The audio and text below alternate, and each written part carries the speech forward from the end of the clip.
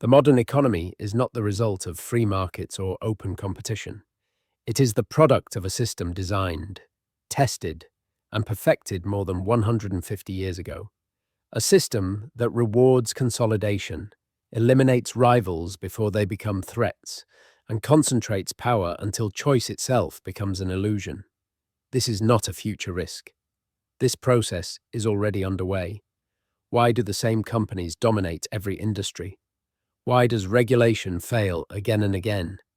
And why does breaking monopolies often make them stronger?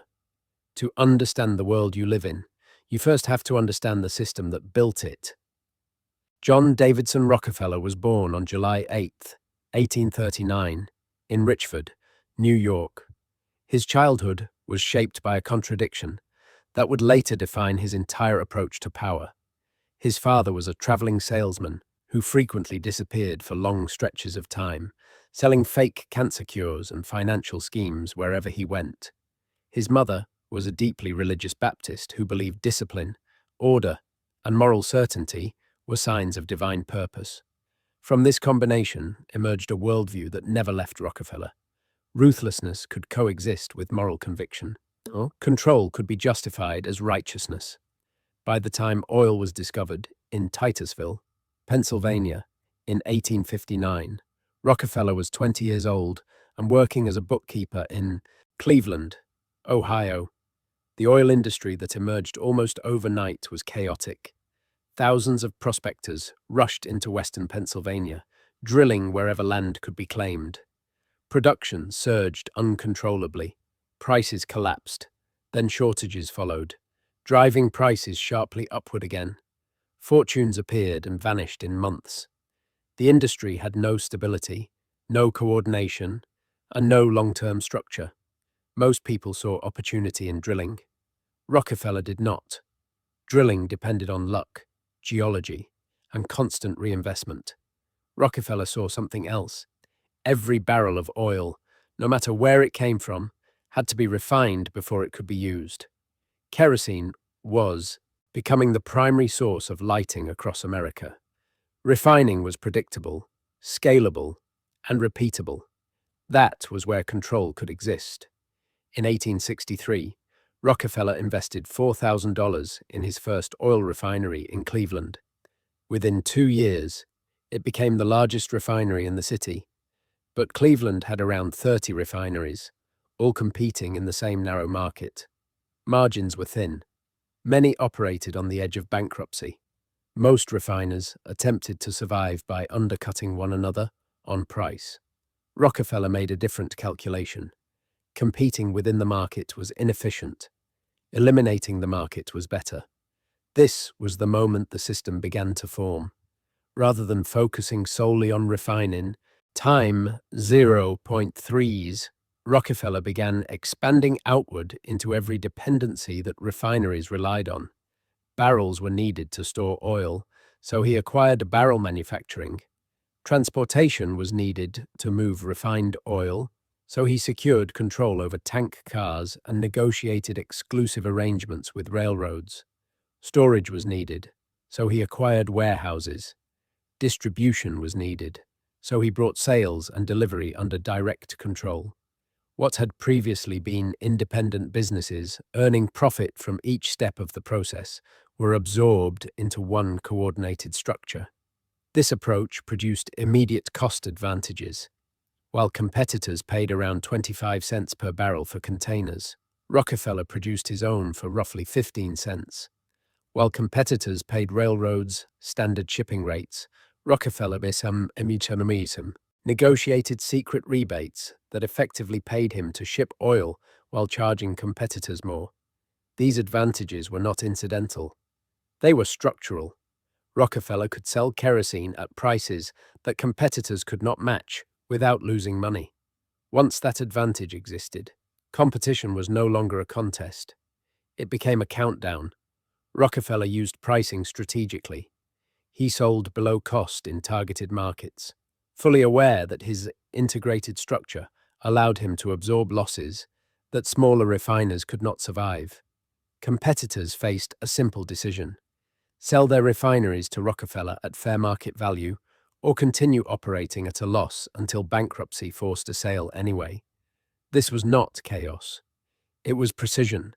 By 1870, Rockefeller formally created the Standard Oil Company of Ohio. At that moment, he still controlled only about 4% of American oil refining capacity. But the foundation of the system was complete. The refinery was no longer a business competing in a market. It was the core of a machine designed to absorb the market itself. Rockefeller understood something fundamental about power. Control of production was not enough. Control of dependency was more important. Every competitor relied on railroads, containers, storage, and distribution. By controlling those layers, Rockefeller did not need to attack competitors directly. The system did the work for him. This was not an accident of growth. It was an intentional design. Rockefeller was not trying to become the best refiner. Time 0.5s. He was trying to become unavoidable. And once the system reached that stage, expansion became inevitable. Cleveland was not the objective. It was the test environment. The model could now be replicated city by city, state by state, until refining itself ceased to be a competitive industry at all. This was not yet a monopoly. It was something more dangerous, a structure capable of becoming one. Once the structure proved effective in Cleveland, Rockefeller moved to scale it without modification. The system did not need reinvention, it needed replication. By the early 1870s, Standard Oil was no longer behaving like a company responding to market forces. It was behaving like a coordinating authority shaping them. Vertical integration had already lowered costs beyond what competitors could match. But cost advantage alone was not the end goal. It was leverage. Rockefeller understood that whoever controlled transportation controlled survival.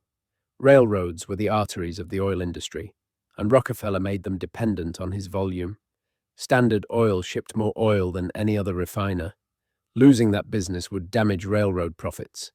Rockefeller used that dependency to negotiate secret rebates and preferential treatment.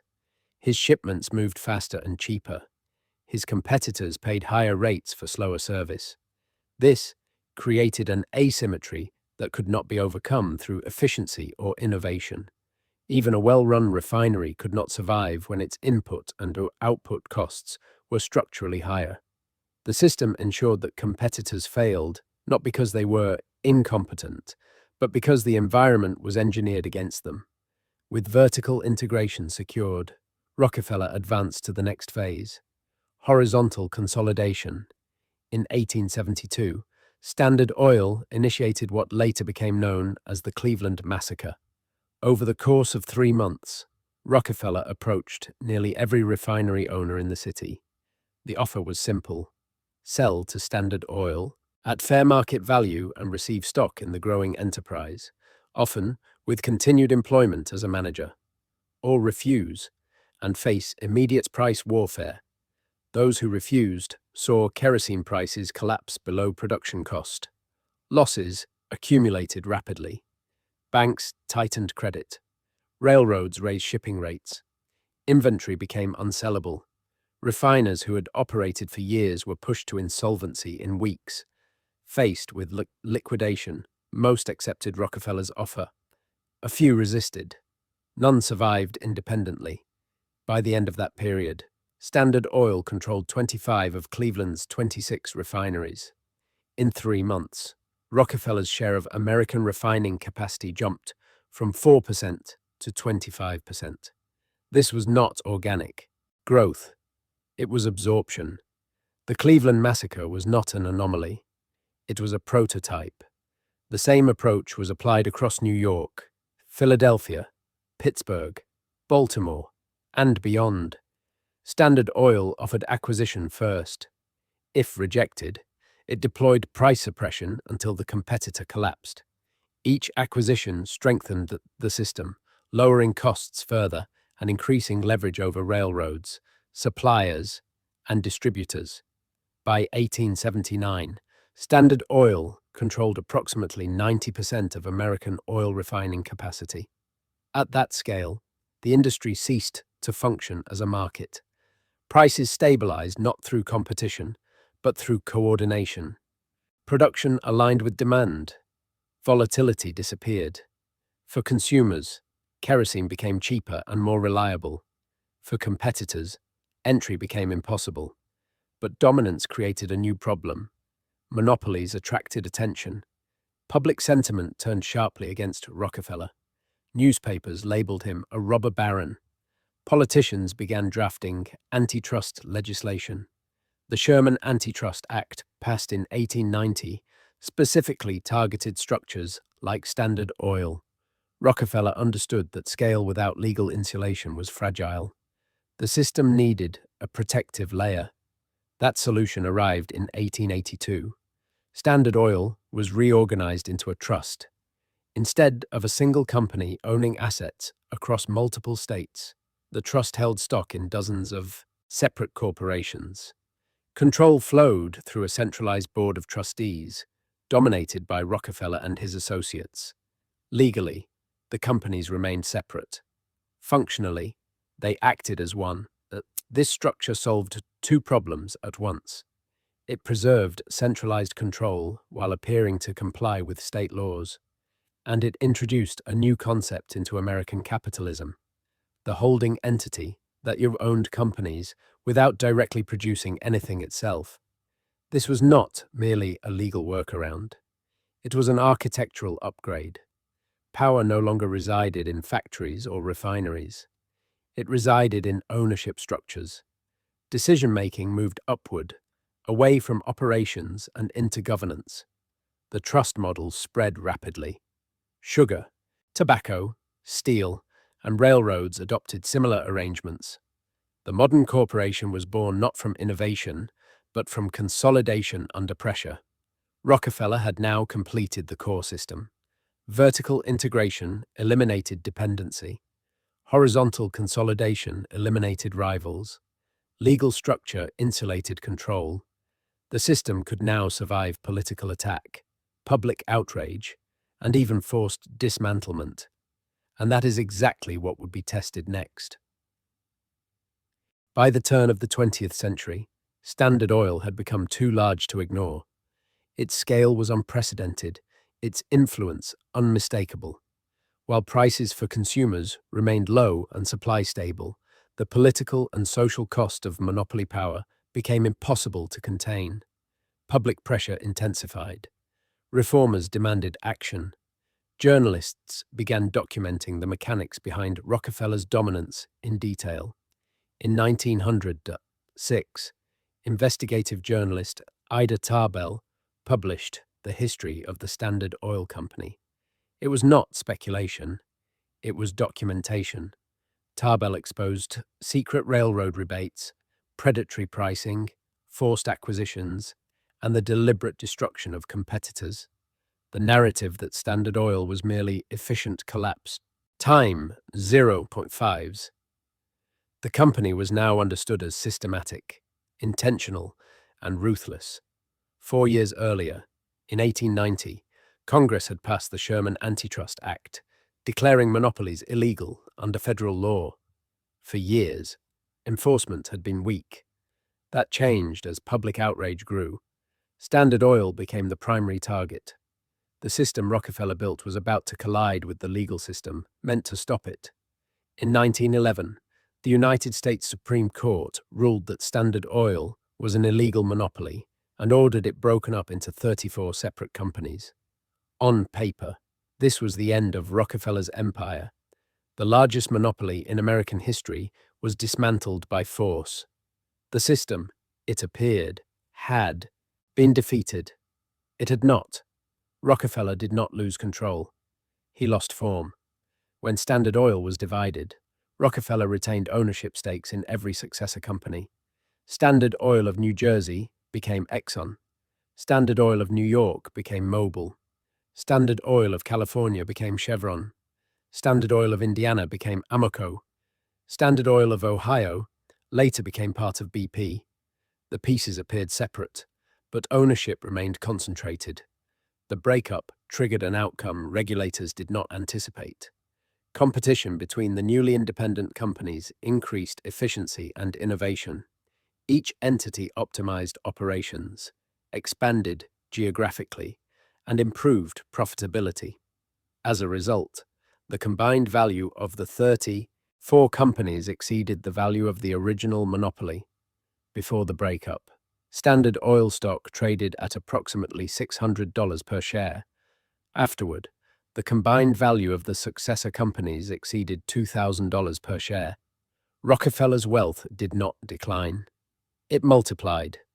At its peak in 1913, Rockefeller's fortune reached an estimated $400 billion when adjusted for inflation. He became the richest individual in modern history, surpassing every contemporary benchmark. The antitrust action intended to dismantle monopoly power had instead accelerated its financial concentration. The lesson was subtle but profound. Breaking a monopoly into dominant regional players does not eliminate monopoly behavior. It reorganizes it. Control shifts from a single entity to an oligopoly that coordinates through scale, barriers to entry, and mutual dependence. Over the following decades, many of the successor companies quietly merged back together. Exxon and Mobil reunited in 1999. Chevron absorbed multiple former Standard Oil entities. BP acquired Amoco. The structure broken apart in 1911 slowly reassembled under new names. This was not a failure of enforcement. It was a failure of understanding. Regulators focused on form rather than function. They dismantled the company, but preserved the system. Standard Oil ceased to exist. The Rockefeller method did not. The system had now proven its most important feature. It could survive attack. It could absorb regulation. And it could emerge stronger after apparent defeat. This realization marked a transition. Rockefeller's legacy was no longer confined to oil. The system was portable. Its components could be applied to any industry where scale, regulation, and dependency existed. And that is exactly what happened. Once the Standard Oil structure proved that monopoly power could survive legal destruction, its logic spread beyond energy. The system detached itself from oil and became a general framework for corporate control. What Rockefeller built was no longer a company strategy. It was a template. In the late 20th and early 21st centuries, the same architecture reappeared in industries that did not exist in Rockefeller's lifetime. Amazon followed the vertical integration model with near precision. It began as an online bookstore, then absorbed warehousing, logistics, delivery fleets, payment processing, and cloud infrastructure. Each layer reduced dependency. Each layer increased leverage. Amazon Web Services alone generated roughly $90 billion in annual revenue. Time 0.3s, no more than Amazon's retail operations. Like Standard Oil, the most powerful segment was not the visible product, but the infrastructure beneath it. Horizontal consolidation followed the same pattern. Amazon acquired competitors directly when possible.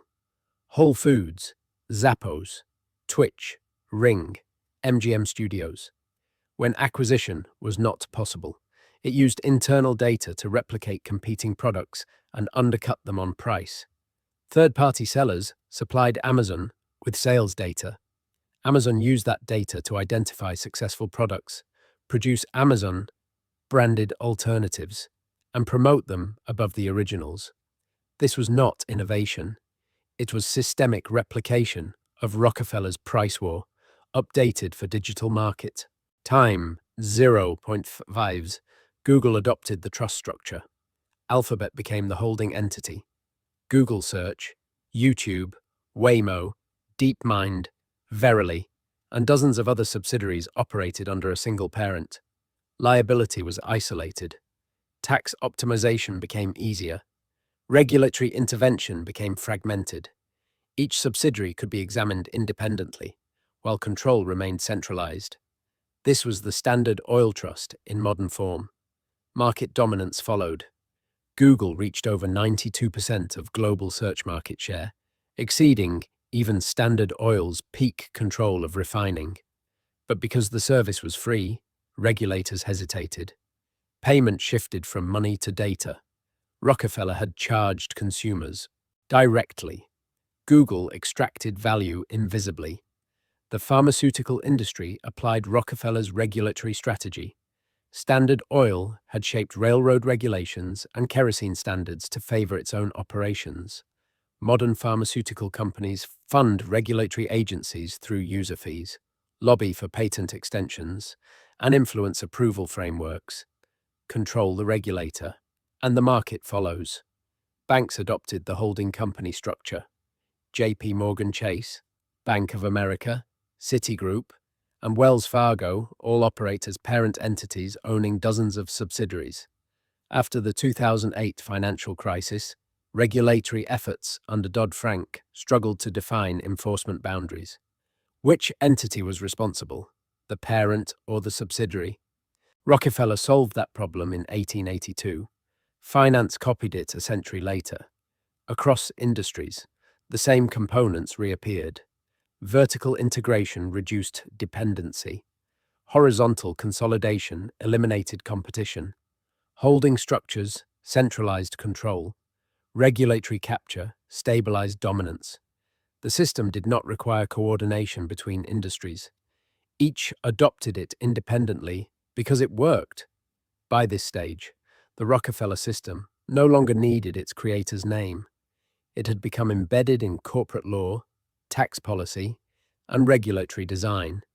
Companies that did not adopt it struggled to survive. Companies that did became unavoidable. The economy had not evolved away from monopoly. It had industrialized. Time 05s. Rockefeller's final innovation was not industrial. It was reputational. By the early 20th century, his name had become synonymous with exploitation. Public hatred threatened the longevity of the system. Political pressure increased. The solution was not retreat. It was transformation. In 1913, Rockefeller created the Rockefeller Foundation with an initial endowment of $250 million, the equivalent of more than $7 billion today. Publicly, it was philanthropy. Privately, it solved multiple structural problems at once. It reduced estate taxes. It preserved family control over capital. And it redirected public perception. The monopolist became a benefactor. But the foundation did more than fund charity. It shaped institutions. It determined which universities received grants, which medical schools were modernized, and which research paths were prioritized. Funding decisions became influence. Influence became policy direction. The Rockefeller Foundation played a central role in reshaping American medical education. It funded Johns Hopkins, the University of Chicago, and Rockefeller University. It promoted a model of medicine focused on laboratory research and pharmaceutical intervention. This was not hidden. It was documented. And pharmaceutical companies, many of which evolved from Standard Oil's chemical divisions, benefited enormously from the system that followed. This was not conspiracy. It was structure. The same wealth extraction system that eliminated competitors now guided education, research, and public health. Philanthropy functioned as insulation. Criticism softened. The system gained legitimacy. Modern billionaires copied the model precisely. The Bill and Melinda Gates Foundation accumulated assets exceeding $75 billion. It influenced global health policy and national governments. The Chan Zuckerberg Initiative adopted similar structures. Warren Buffett pledged most of his wealth to philanthropic vehicles rather than direct inheritance. These foundations did not dismantle wealth concentration. They preserved it across generations. The Rockefeller family itself never disappeared. David Rockefeller, John D's grandson, chaired Chase Manhattan Bank and helped found the Trilateral Commission. For decades, he stood at the center of global finance. The family's wealth, estimated around $11 billion, spread across hundreds of trusts and foundations, continues to fund research, policy initiatives, and political influence more than a century after Standard Oil was created.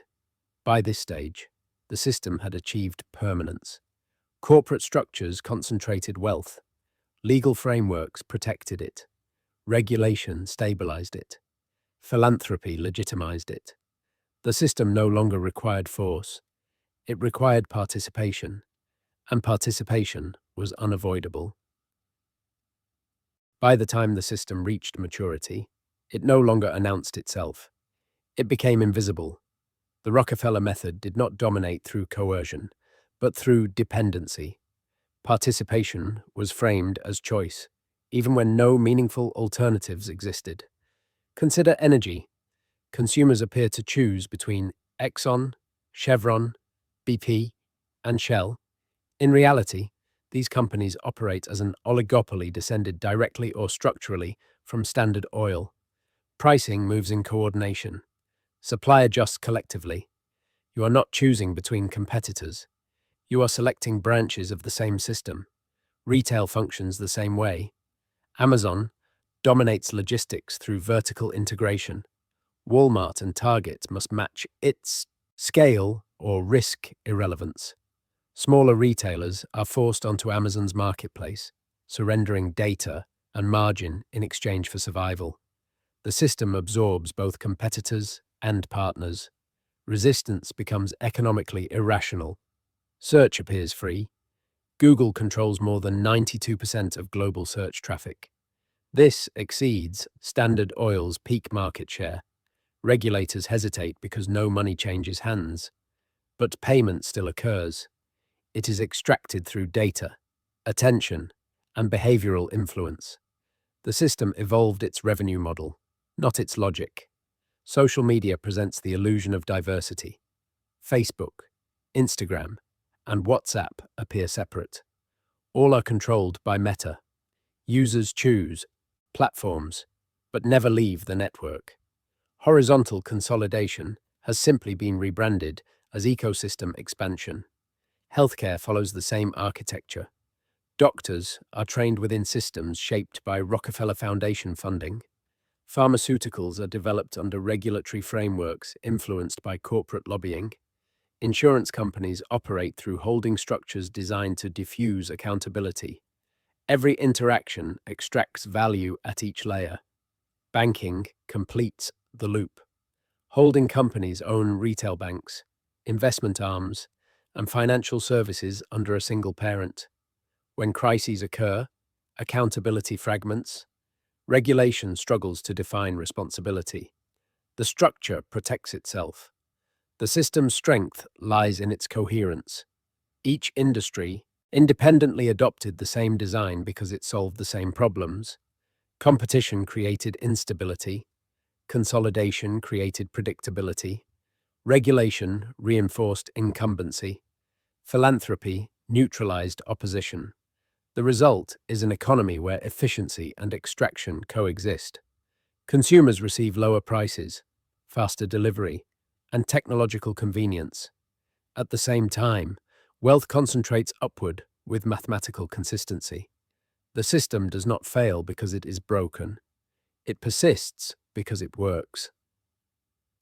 The system's most effective feature is not dominance. It is inevitability. Once consolidation reaches a certain threshold, escape becomes theoretical rather than practical. Every attempt to opt out pushes individuals back into the same structures through cost, convenience, or necessity. The average American spends thousands of dollars each year on gasoline, refined by companies descended from or modeled after Standard Oil. Thousands more flow through Amazon's logistics network. Healthcare costs rise through pharmaceutical pricing, insurance layers, and administrative structures shaped by the same corporate logic. Internet access, cloud services, financial transactions, and digital communication all pass through consolidated platforms. Each payment appears isolated. Together, they form a continuous stream of wealth extraction. Over a lifetime, this transfer amounts to hundreds of thousands of dollars redirected away from competitive markets and toward a small group of dominant corporations. Not because consumers are irrational, but because alternatives have been structurally eliminated. The system does not require loyalty. It requires dependence. This is Rockefeller's ultimate achievement. He did not build a company that dominated oil. He built a system that converts necessity into revenue and choice into illusion. Every path leads back to consolidation. Every industry trends toward 3 to 5 dominant players. Barriers to entry rise each year. Market share concentrates with mathematical precision. The system is self-reinforcing. Success justifies scale. Scale attracts regulation written to preserve incumbents. Regulation raises barriers. Barriers eliminate challenges. Philanthropy softens resistance. Public debate focuses on symptoms rather than structure. Rockefeller understood something that his contemporaries did not. Systems outlive individuals. When Carnegie died, his steel mills fragmented. When Vanderbilt died, railroads splintered. When G.P. Morgan died, personal control dissolved. Rockefeller's influence expanded after his death because it was embedded in law, governance, and economic design. John D. Rockefeller died in 1937 at the age of 97. He lived long enough to see his monopoly dismantled, reorganized, and reborn across multiple industries. He did not need to predict the future. He structured it. What makes the Rockefeller system difficult to confront is that it does not present itself as hostile. It presents itself as efficient. Vertical integration lowers costs. Horizontal consolidation reduces redundancy. Regulatory coordination creates stability. Foundations fund research and public goods. Each component, viewed in isolation, appears rational. Together, they form a closed loop. This is why the system persists. It delivers tangible benefits while quietly concentrating control. Before Standard Oil, kerosene cost approximately 58 cents per gallon. After Rockefeller's efficiencies, the price fell to around 8 cents, an 86% reduction. Consumers benefited. The market stabilized. Time, 0.5s. The system worked. That same pattern repeats today. Amazon delivers goods in days rather than weeks. Google answers questions instantly. Pharmaceutical companies produce effective treatments at scale. Energy companies maintain consistent supply. The system delivers speed, reliability, and convenience. It also delivers unprecedented wealth concentration. This dual outcome is not a contradiction. It is the design. Efficiency flows downward. Profits flow upward. Both outcomes reinforce one another. Consumers accept consolidation because it improves daily life.